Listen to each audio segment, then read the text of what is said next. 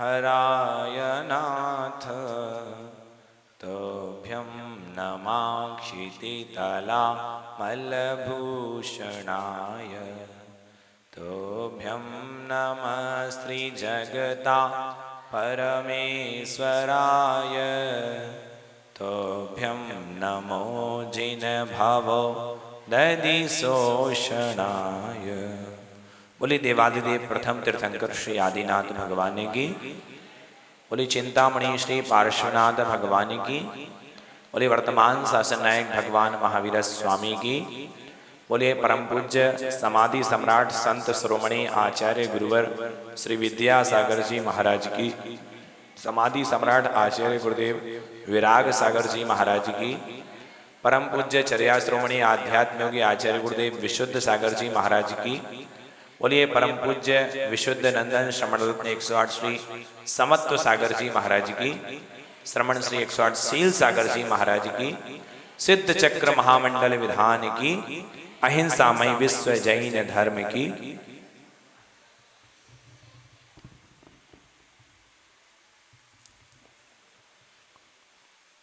कहते हैं जब पुण्य सहस्त्रों जन्मों का एक साथ उदय में आता है, जब पुण्य सहस्त्रों जन्मों का एक साथ उदय में आता है, तब जाकर के कोई व्यक्ति सिद्ध चक्र का पाठ रचा पाता है। निश्चित ही कहते हैं कि भावनाएं भववर्धिनी, भावना भवनाशिनी।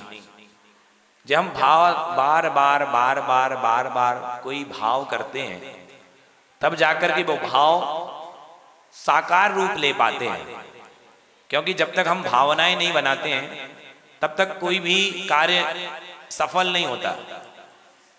सिद्ध चक्र जरूर आज से प्रारंभ हुआ है, लेकिन इसकी रूपरेखा निश्चित ही बहुत पहले से रही होगी। तब जाकर के आज से जो लोग पीछे बैठे हैं, निवेदन करूंगा यदि आए तो आगे बैठ जाएं तो अच्छा लगेगा,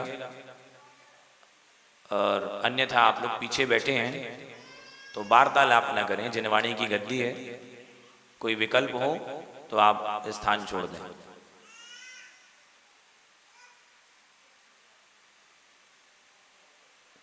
मैं बात कर रहा था कि जब भावों को हम बनाते हैं तो भावनाएं ही साकार रूप लेती हैं। कोई भी व्यक्ति हो, जब तक जीवन में कोई लक्ष्य नहीं बनाता, तब तक उस लक्ष्य तक पहुंचता ही नहीं है। एक भजन आता है कि आया कहां से जाना कहां है, ढूंढ ले ठिकाना चेतन, ढूंढ ले ठिकाना। तो ये ठिकाना हमें नहीं पता। महाराज श्री भी जिस दिन आगमन हुआ, उसके शाम के समय जब प्रवचन हुए, शायद संभवतः, तब महाराज जी कह रहे थे कि जिनका कोई पता नहीं है, जिनका कोई पता नहीं है, उनके पास पता है। जिनके पास पता है वो सब लापता है।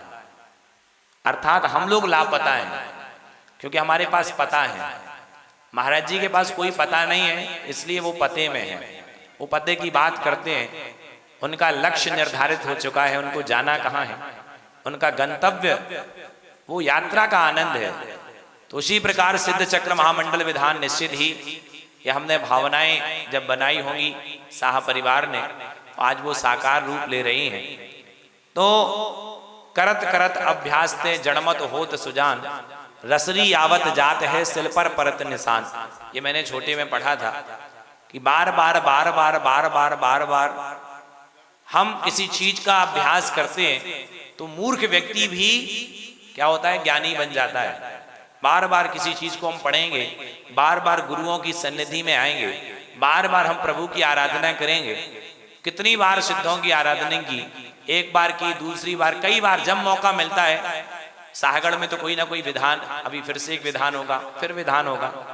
तो ये विधान क्यों बार बार विधान का मतलब ही है कि जब बार बार जब चोट पड़ेगी पत्थर पे, तो पत्थर एक ना एक दिन टूटेगा। लेकिन इसका मतलब ये नहीं है कि पत्थर एक बार में टूटा है। पत्थर पर जब 1000 चोट पड़ी तो 1000 चोट का भी असर उसमें था, तब एक बार में टूटा।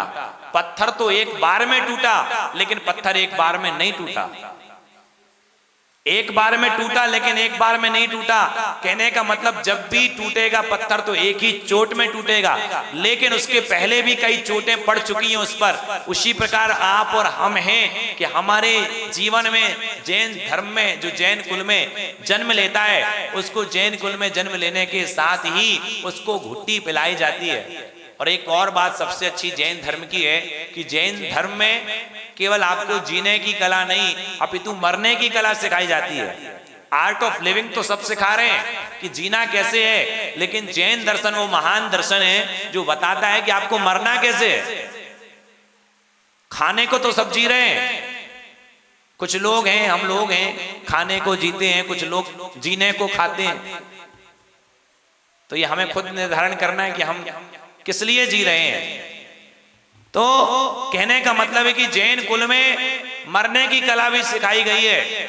जब जैन समाज में हमारे 10 लक्षण महापर्व आते हैं, तब बाहर की जो दुकानें, चौपाटी में दुकानें लगी रहती हैं, वो लोग भी कहते हैं कि हमारा 10 दिन का धंधा ठप हो गया। क्यों हो गया? क्योंकि 10 दिन अब कोई बाहर का नहीं खाता है, कम से कम 10 दिन तो नहीं खाता है। 11वें दिन से बात अलग है कि 11 दिन 10 दिन का एक साथ कवर हो जाता है, लेकिन 10 दिनों तक जब दुकान बंद रहती है, कहने का मतलब कि जैन धर्म में, जैन दर्शन में जब जब त्योहार आते हैं तो त्योहार में भोगने की बात नहीं, त्यागने की बात की जाती है। तो सिद्ध चक्र महामंडल विधान वही बताने आया है। आप लोग भी, आपने साहगढ़ छोड़ा, अमरमऊ में आए तब कुछ मिल रहा है। मैं तो कहता हूं कुछ पाने के लिए कुछ खोना पड़ता है, बहुत कुछ पाने के लिए बहुत कुछ खोना पड़ता है, और सब कुछ पाने के लिए सब कुछ खोना पड़ता है। ये जीवन की सत्यता है।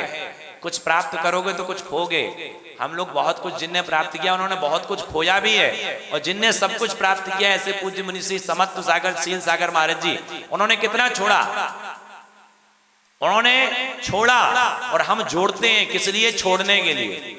दौलत का नाम ही दौलत है। वो कहती है दौलत, कि यदि दौलत कह रही है कि दौलत को छोड़ दो, नहीं तो दौलत, हाँ लत, वो छोड़ दी जाती है। कुछ लोग होते हैं कि जो शुरू में ही छोड़ देते हैं, छोड़ना प्रारंभ कर देते हैं, और छोड़ने में बड़ा आनंद आता है।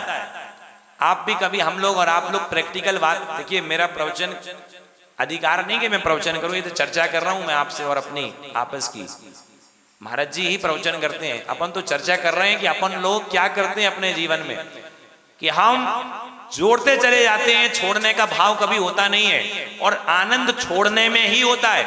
आपको अनुभव करना, कभी जब भी आप कोई दान राशि बोलते हैं, हम दान राशि बोलते हैं, तो दान राशि बोलने के उपरांत जब हम दान करते हैं, तो दान के समय जो आपको आनंद आता है, वो आनंद आपको कमाने में नहीं आता।